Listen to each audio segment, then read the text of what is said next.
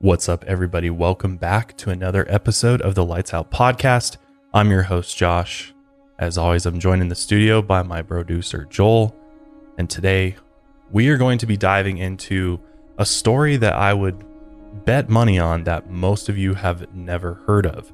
We're going to be covering a woman named Clementine Barnabet and the Voodoo murders.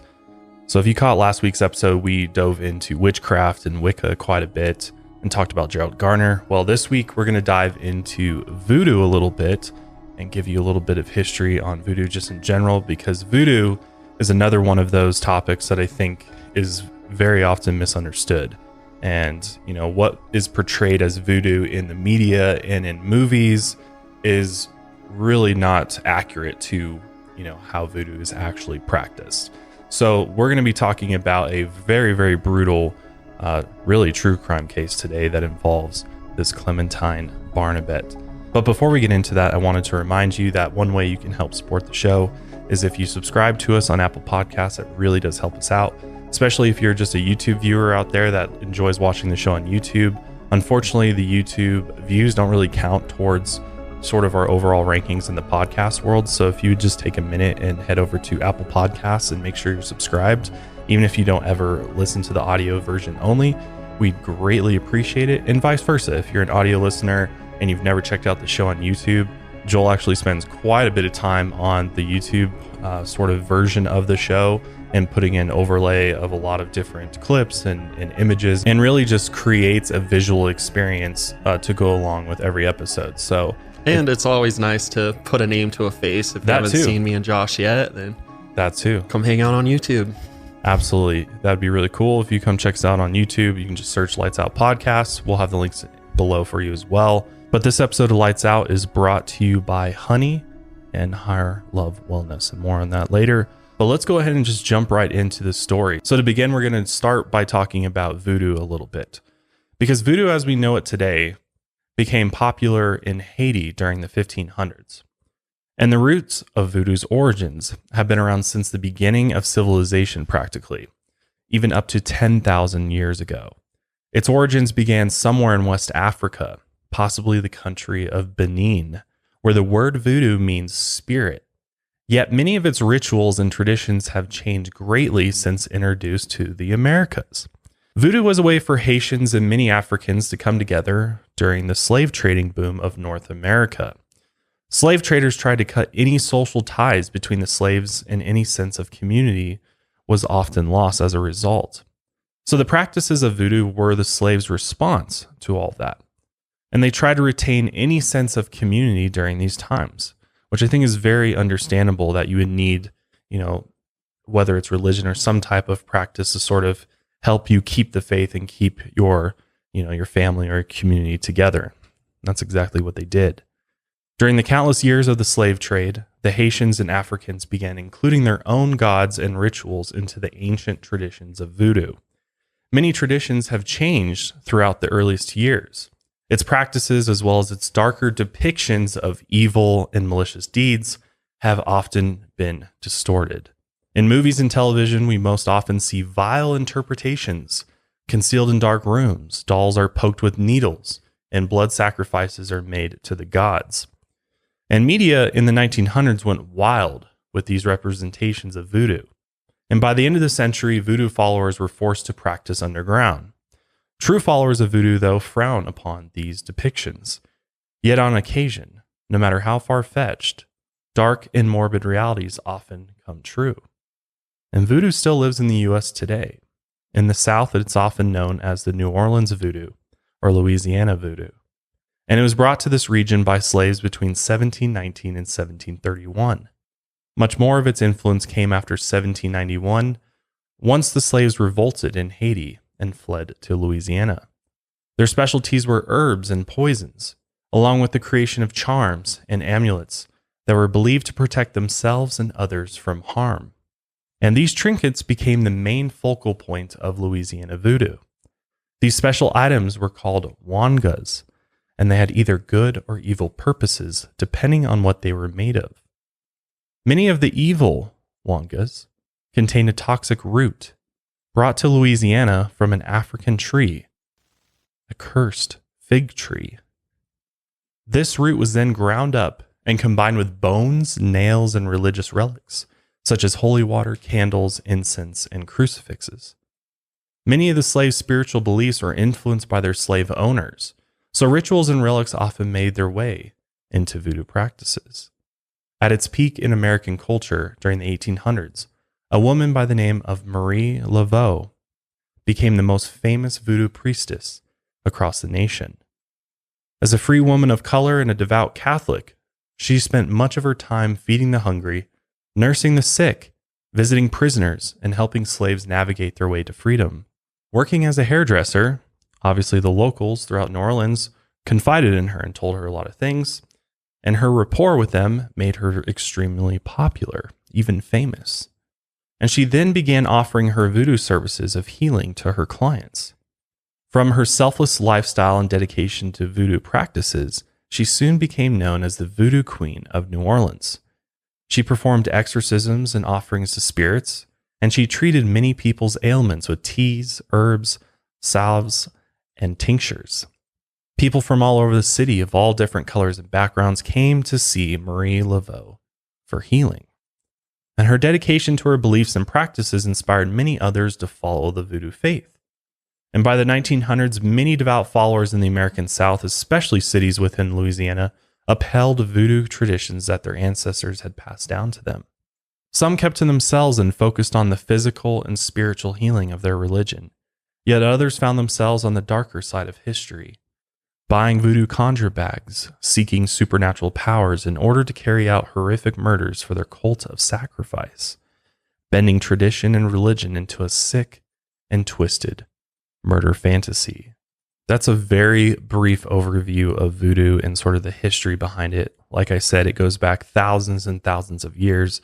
So maybe in a future episode, I can dive into voodoo much deeper than I just did and really, get to the root of where it began.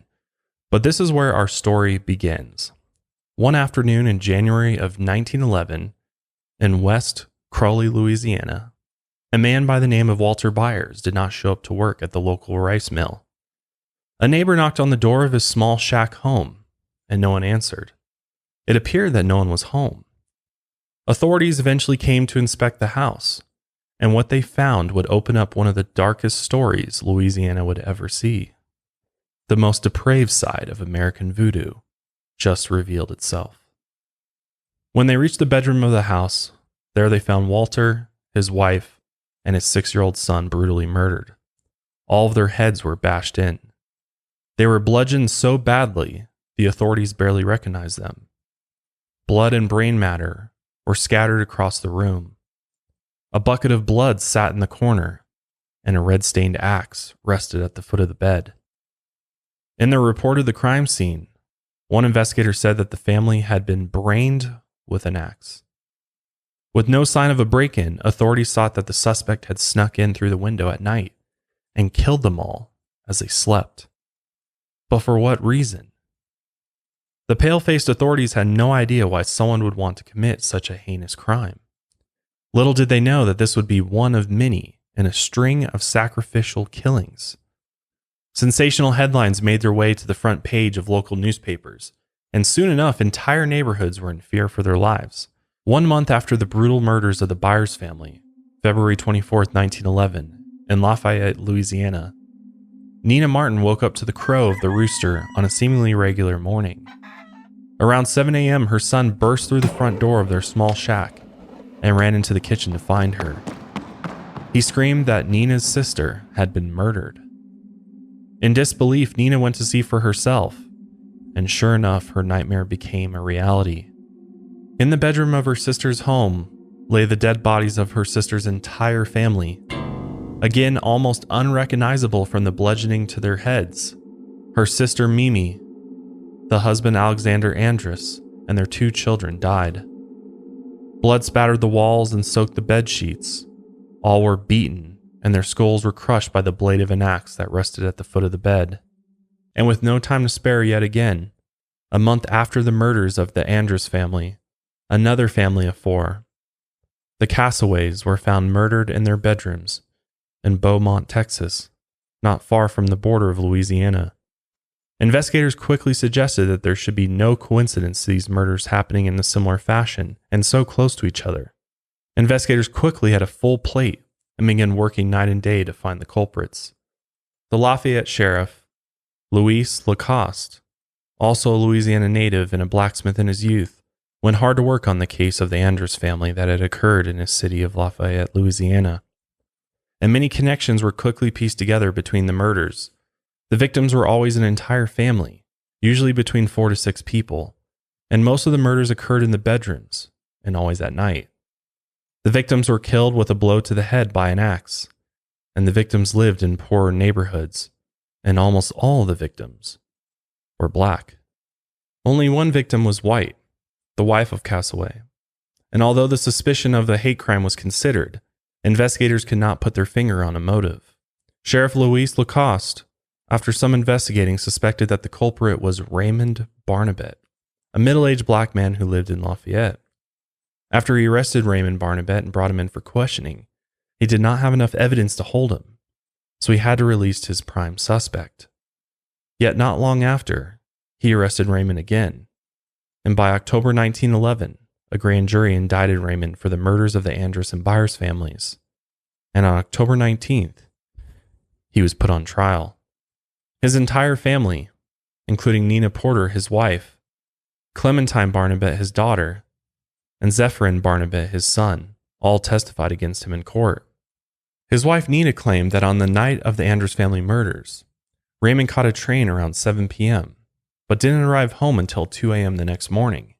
He was agitated and angry at the fact that she had not saved him anything to eat for dinner, and that he had lost his pipe on his mysterious journey. His daughter Clementine's story didn't exactly line up with her mother's testimony, as Clementine claimed that her father hadn't come home until sunrise, and after he did return, he had been smoking his pipe all throughout the house, the same pipe that her mother had claimed was missing. Then he demanded his dinner, saying that he was hungry after he had just murdered an entire family. He then threatened both her and her brother, saying that if they were to tell anyone, he would kill them too. His son Zephyrin's story also had inconsistencies compared with his sister's and mother's testimonies. He claimed his father had returned home covered in blood and brain matter, and after demanding his dinner, Raymond claimed that he had killed the whole Andrews family. Zephyrin then turned to the judge and pleaded that his father remained behind bars. Raymond Barnabet had a history of excessive drinking and violence within their home. Clementine also echoed her brother's statement, saying that she too feared her father. In an attempt to establish the credibility of the Barnabet family, their neighbors were brought in to testify, because the court wanted to hear, if the Barnabet family really was who they said they were. The neighbors claimed that the Barnabet children were clean, modest people, and that the court could trust their stories. Yet according to other local families, they were seen as degenerates and constantly up to no good. At the end of the trial, the all-white jury convicted Raymond Barnabet of murder.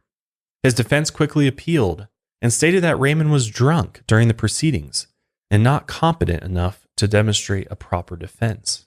In addition, they claimed that the prosecutors failed to provide a motive for the murders, and no one could explain why anyone would want to commit these heinous crimes. So, Raymond Barnabet was then granted a new trial, and he waited in jail until his new trial could be scheduled. But while he remained behind bars, another slew of murders occurred. On November 26, 1911, the entire Randall family was mutilated. Norbert, his wife, their 3 children, and their nephew were all killed in the same way as the other families. Another bloody series of axe murders with their heads bashed in. Yet this time a single bullet wound was found in Norbert's head. A coroner reported that Norbert was shot in the head after the culprit had already killed him with an axe. And with Raymond Barnabet still in jail, it was clear that the murderer or murderers were still on the loose. Frustrated with his failures, Sheriff Louis Lacoste resorted to the old detective's trick of following a hunch. Knowing that the other townspeople had low opinions of the Barnabet children, as they were given the titles filthy and degenerate around town, on top of the inconsistent testimonies they had given during Raymond's trial, Sheriff Lacoste pursued the children. Zephyrin provided an alibi for the night of the murders, which checked out. But as for Clementine, during the investigation of her father, she had blood on her clothes, which she claimed that her father had wiped on them. This never sat right with Sheriff Lacoste, though. So following his hunch, he found Clementine at a friend's house. And after a short trip to use the restroom, he found again more of Clementine's clothes stained in blood. Deputies immediately arrested Clementine and searched the family's home. And there they found an entire woman's outfit, soaked in blood and covered in human brain, purging any further doubt from Sheriff Lacoste's mind. They took Clementine to jail and charged her with murder. While interrogating her, she began laughing hysterically and out of control. And once she finally settled down, she explained that she had absolutely nothing to do with the murders. And no matter how deep they searched, investigators could find no motive for the murders.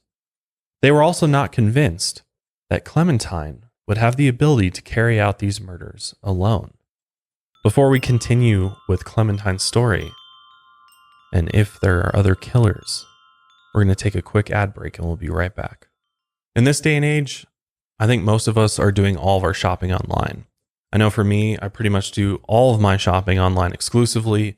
And the one thing that I absolutely make sure I use every time I'm at checkout is Honey.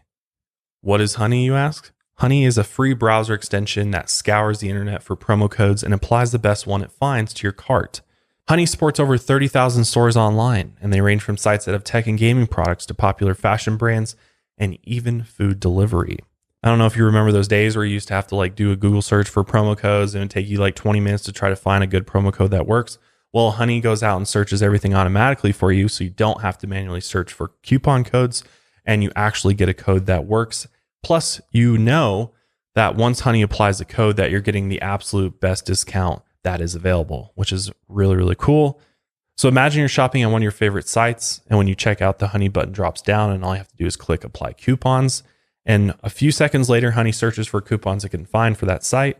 And boom, if it finds a working coupon, you'll watch the prices drop. I know just the other night I was buying some food for dinner from one of my favorite delivery companies, and the delivery was going to be super, super expensive, but Honey was able to find, I think, $10 or $15 off of my order, which absolutely came in handy. That's free tip that I didn't have to pay.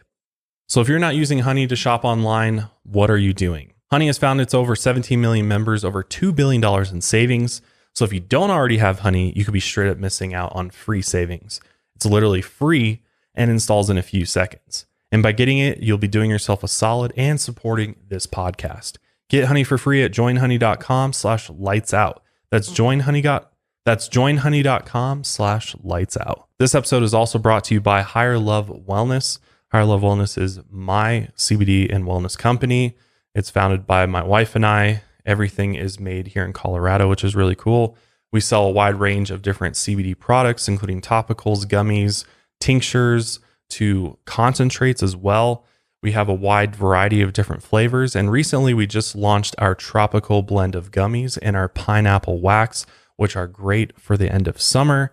Absolutely delicious and all THC free, so you don't have to worry about failing a drug test or anything like that. It can be shipped to all 50 states. And right now, starting on September 4th through the 6th, we are running a Labor Day sale where you can save 15% off on your entire order using code LaborDay15. So if you haven't checked out Higher Love Wellness CBD products, some of the best stuff out there, you can check it out at higherlovewellness.com. And from September 4th through the 6th, you can save 15% off. Just use code LaborDay15. So now with Clementine and her father in jail, in January 1912, 3 more families were murdered in the same gruesome way as the others. At first, investigators considered that these murders could have been committed by a copycat killer. Yet one piece of evidence suggested otherwise, as a single piece of evidence had been withheld by the police during the entire investigation. To keep the locals calm, as well as a way to connect the dots for future murders, the investigators never told the public about the dead children's hands. After the murders took place, and the entire family was splayed across their beds, the killer, or killers, then took the children's hands and spread them apart with small pieces of wood. Since the public did not know about this, the murders of January 1912 could not have been a copycat. At the crime scene of the third house, The Brassard family lied in a pool of their own blood. A bucket had been placed under the children's bed, slowly collecting the seepage of dark blood that flowed from the mattress. The 3 children's hands were splayed with small pieces of wood, and written on the wall was the King James Bible verse, Psalm chapter 9, verse 12. When he maketh the inquisition for blood, he forgetteth not the cry of the humble. And below the message was signed the Human Five. The investigators then believed multiple murderers were at work, and the press coined them the Human Five Gang.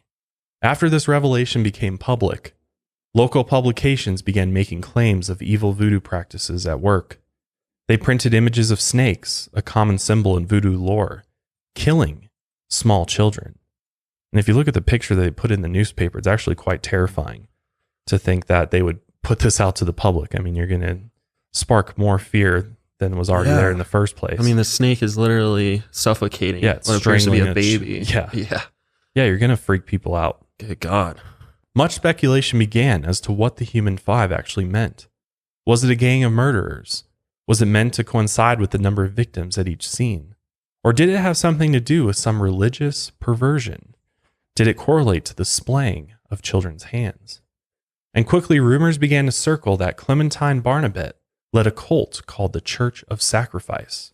Sheriff Lacoste began working within the theory that a religious organization might have been behind the killings.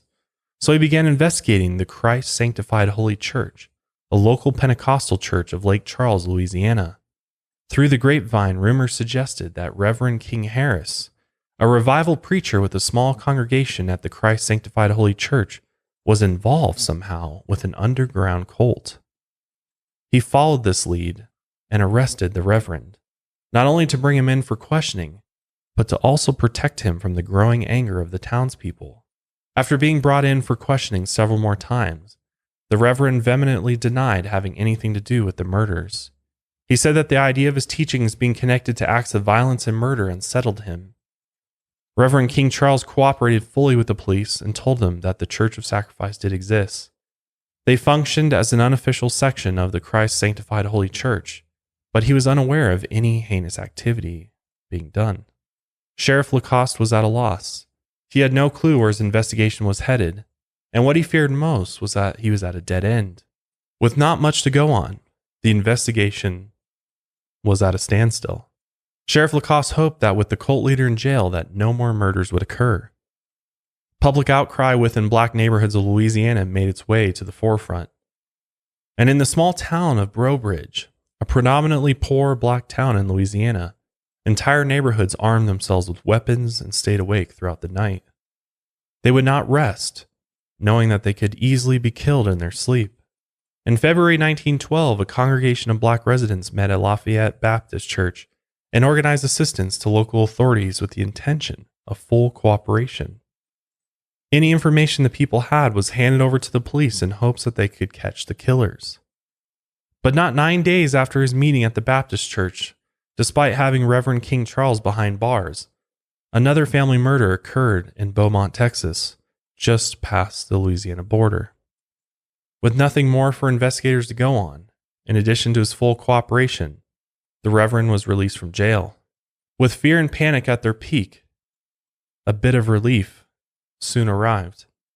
After sitting in jail for several months, on April 2nd, 1912, Clementine Barnabet confessed to 17 murders. The Lafayette Advisor newspaper published her confession in full 3 days later. She declared that she had killed families in Lafayette, Rayne, and Crowley. In her formal confession, she said that she had taken a trip to New Iberia, a city just southeast of Lafayette, where she and her friends met an old man who sold them voodoo trinkets.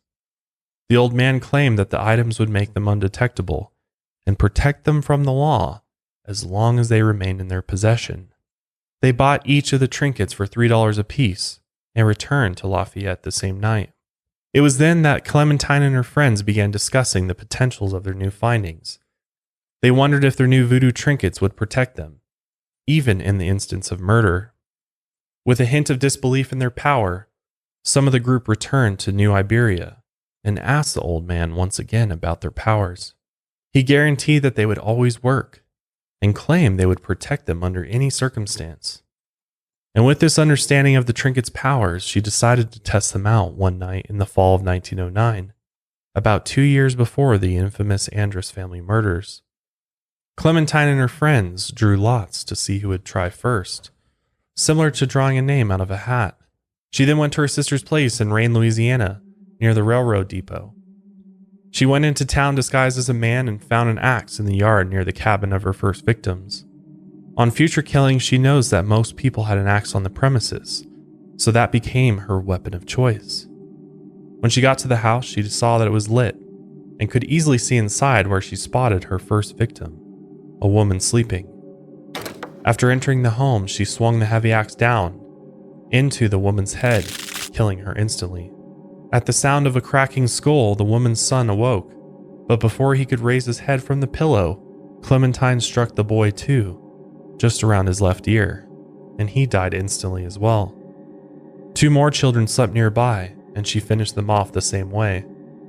In her confession, she explained that she was carrying out quote-unquote work, and that this was not for pleasure or for some other reason. This is what she considered was her duty. These first killings set the standard for every other murder to come. After she made sure every person in the house was dead, she removed her disguise and left the clothes in the house. She returned to her sisters and boarded a night train back to Lafayette. Once she returned, she told her friends that she had completed her work. And after watching the aftermath of the murders in the newspapers, the friends all agreed that the voodoo trinkets must have worked.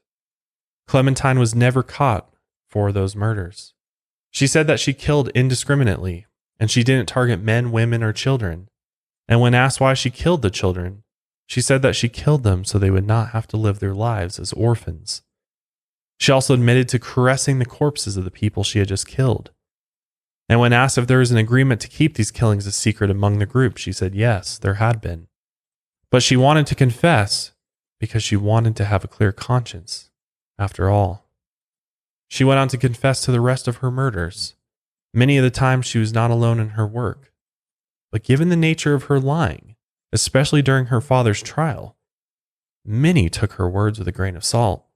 Even the newspaper that published her confession, the Lafayette Advisor, went on to say at the end of the article, "Clementine's confession has been received with varying shades of belief, owing to the positive ways she swore in the trial of her father, and the misleading information she has given as to her accomplices." Although Sheriff Lacoste arrested many others before and after Clementine's confession, not much came of it. Clementine stood as their prime suspect in the killings and the only one to confess to any of the murders. 2 weeks after her confession, investigators found another family, the Burtons, murdered in the same fashion as Clementine's M.O. All were killed with an axe to the head.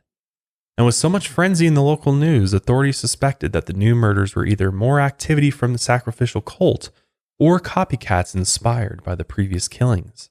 The Burtons were killed in San Antonio, Texas, which is quite far from Lafayette, Louisiana. But similar murders had already been occurring across the Texas-Louisiana border. If anything, this meant that the scope of the Church of Sacrifice could have been much larger than first suspected. And despite their follow-up with Clementine's claims that many others had been involved in the killing sprees, investigators only found more dead ends. With so much distrust surrounding her claims, it was difficult to keep her story straight. Even the existence of the actual Church of Sacrifice had been impossible to prove. After Clementine gave investigators the name of the man who sold her the voodoo invisibility charm, a man by the name of Joseph Thibodeau, he denied any involvement. She also claimed that he was the one that gave her the idea to commit the murders in the first place. When they found and interrogated Joseph, he claimed to be a simple voodoo priest whose interests lie in root-based medicine and nothing more. Despite all the mistrust surrounding her confession, the district attorney, Howard Bruner, believed Clementine to be a moral pervert and guilty of the murders. On April 14, 1912, the DA officially charged Clementine Barnabet with murder, and as she sat in jail awaiting her trial, she confessed to a total of 35 murders. Can you believe that? Absolutely insane. And that's hard for me to believe because to me, I feel like she could just be taking the rap for everybody else who was involved with it since she was already caught. It really makes me think that there was probably other killers associated with this Church of Sacrifice, because it just seems like, based on the way that she would conduct the killings, there's just no way that she wouldn't have been caught, or she would have been able to get away with that many without being caught all by these the police. Different places at once. Or not at once, but within a short period of time. Yeah, geographically. Yeah. I think also it's just the time period too. I mean, the early 1900s, the police were very few and far between. Yeah. They weren't that good at murder investigations at this time, especially like serial killings like this. On October 25th, 1912, Clementine Barnabet went to trial for the murder of Norbert Randall's wife. Her defense attorneys insisted that Clementine was insane and not fit for trial. They even requested a formal psychiatric evaluation, and 3 different psychiatrists evaluated her, and all of them deemed that she was not insane and was fit for trial. The courtroom was completely crowded with local spectators waiting to see the murders of Clementine Barnabet finally come to an end. Within 4 days, Clementine was found guilty and convicted of murder, and she was sentenced to life in prison. They did not sentence her to death because she was only 17 years of age at the time of the murders, which to me only raises more suspicion that she likely did not act alone. It does. Doing all this at 17 years old, I mean, it's kind of unheard of, honestly. But I guess not impossible. And after her conviction, not 1 month later, in the small town of Philadelphia, Mississippi, William Walmsley, along with his wife and child, were found dead in their homes. Allegedly, they were ex-members of the Church of Sacrifice and left before the string of murders began. With his daughter sentenced to prison, Raymond Barnabet was released from jail along with his son Zephyrin, and neither were ever heard from again. And by 1913, all the murders had stopped. The Human Five gang was never discovered, and the only one to serve time for these horrific crimes was a young voodoo priestess, Clementine Barnabet. Within her first year inside the penitentiary, Clementine found herself restless and desired the outside world once again. In July of 1913, she attempted to escape Angola State Penitentiary, but was caught. After this one attempt, she decided to abide by the ways of prison life, and the prison officials eventually saw her transform into a model prisoner. According to a brief report regarding the prison, Clementine received an undisclosed procedure within the prison walls, and the procedure intended to restore her to normal condition. It was not a lobotomy, since that controversial procedure wouldn't become standardized until several decades later, so we may never know what procedure was actually done to Clementine. After her operation, though, they released her from prison on good behavior after serving 10 years at Angola State Penitentiary.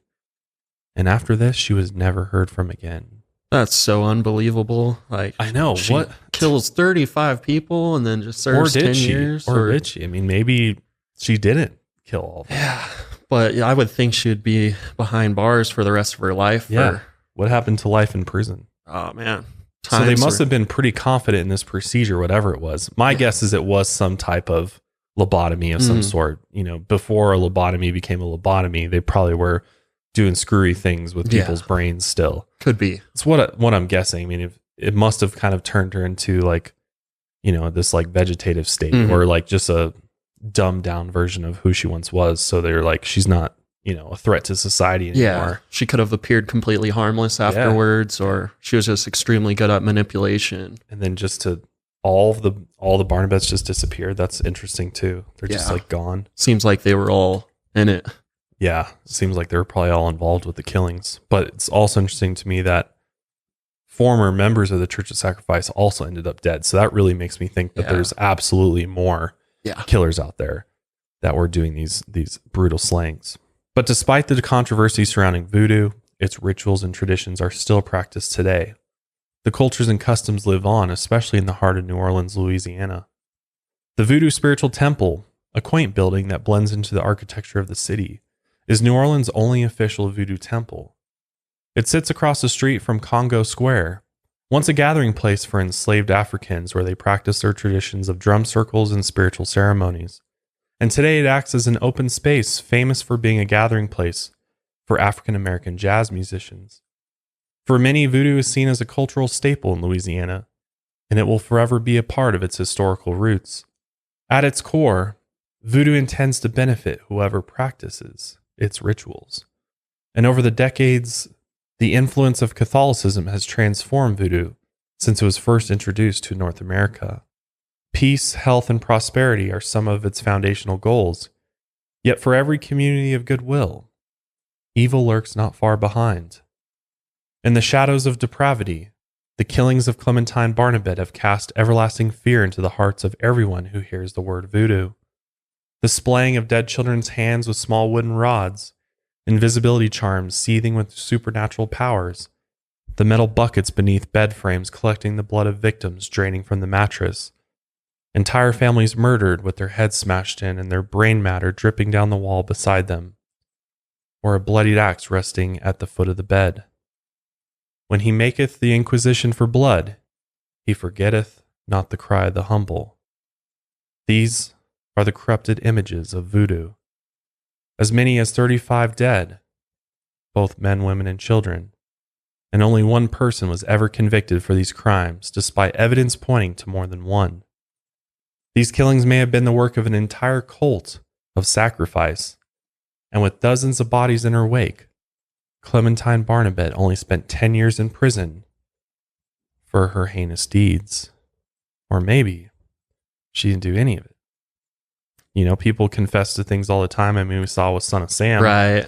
You get situations with cults like this where somebody takes the fall for somebody else to protect the rest of the group. And that's what I really think is happening here is this is a larger cult group of killers that all kill for whatever reason for their rituals. And Clementine just was sort of, you know, the one that took the fall for it. Right. I have a hard time believing she would go into homes and be able to murder the husband, the wife, the kids. No. To have with all an that axe. strength and quickness, I just don't see that possible.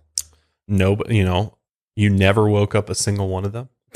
How? Or none of them tried to like fight back Right, or anything like that. So to me, it seems very unbelievable that she carried out all these killings by herself. I think maybe she did one or two or a couple, but I think she was really the fall person for the whole church. And I think the cult or who she was with, you know, saw that she was under 18. And they probably she knew. would make a good target because she's a good point. Yeah. Like be treated as a juvenile. Yeah. I mean, they probably thought that, you know, she probably won't get that much time because she is under 18 years old. So their plan kind of works. Playing the system. Yeah. Yeah. Definitely taking advantage of the system. So I thought this was a really interesting story and case because it's virtually unsolved for this many deaths. I mean, they've attributed it to Clementine Barnabet, but there's, you know, great possibility that there was other people involved that were never brought to justice, or we just have no idea who they were. Or maybe this church of sacrifice or this cult, this voodoo cult still exists. I mean, it's very possible that it does to this day. Yeah. And I think it's crazy how, like, in reality, the majority of people who do practice voodoo don't even use voodoo dolls. Yeah, that's a big misconception, is like they all use voodoo dolls or all like poking needles into them and like, you know, putting curses on people and people.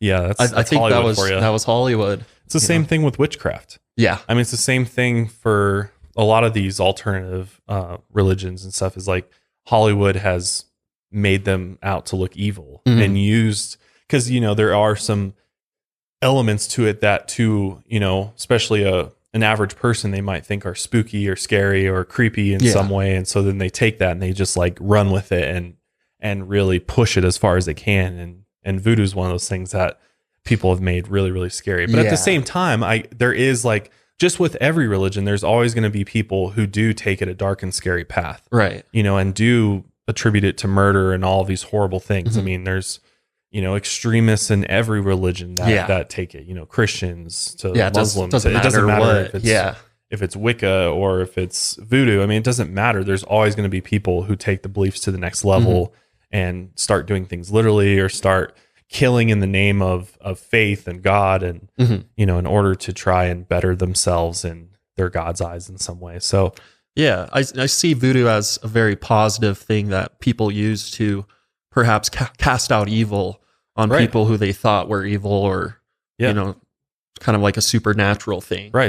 It's really not that much different from like Catholicism in the first place. And it's interesting how so many people who do believe in Catholicism or Christianity won't even touch voodoo and Wicca and stuff because they attribute it to evil and demonic activity when, people who do rituals, that's so scary if you do rituals, yet they do rituals every Sunday too. Yeah, lots of similarities. Place in Christian rituals. I mean, you could say that communion is a ritual. Right. It's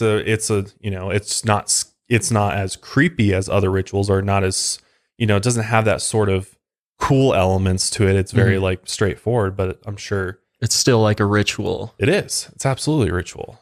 And with Catholicism, how they use like the holy water, and then, they use herbs or spices for the incense.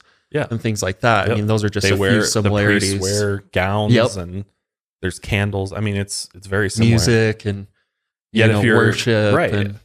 But if you worship things that aren't like God Almighty, and you're worshiping, these different types of goddesses or gods or, animals or whatever it may be, then you automatically get frowned upon and like, oh, you're the weird one. You're the one that's evil. You're the one playing with the devil. Yeah. When in fact, they're basically doing the same thing. It's just funny, the hypocrisy of organized religion. Yeah. Don't even want to get started on that because we'll be here for another 5 hours. But we'll go ahead and wrap up today's episode there. I'm interested to see if anybody from Louisiana has any experience with voodoo. Maybe you practice voodoo. Maybe you've taken part in a voodoo ritual before, or maybe you just have been around people that have or are knowledgeable about the subject. I'd be interested to hear. Is voodoo still a big thing in New Orleans these days? That's what I hear, that you can find it there still, but obviously it's not quite as like at the forefront as it once was in the early 1900s. But I know it's still around in Louisiana specifically. That's really where it's most popular. So I'd be interested to hear any of your thoughts out there on this topic in the comments. But we'll go ahead and wrap up the episode there. Hopefully you enjoyed this episode of the Lights Out Podcast. If you did, we'd love it if you subscribe to us, YouTube and Apple Podcasts. Leave us a review or rating. Make sure you like the video on YouTube if you're watching. But that is it for us today. And we will see you next week. But until then, lights out, everybody.